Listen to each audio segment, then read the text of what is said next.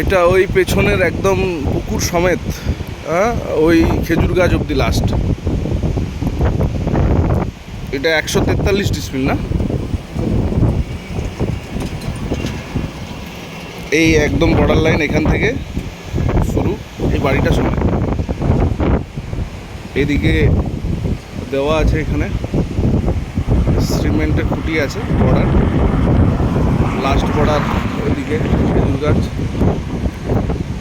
ছোট খেজুর গাছ, আর এদিকে এই বাড়ি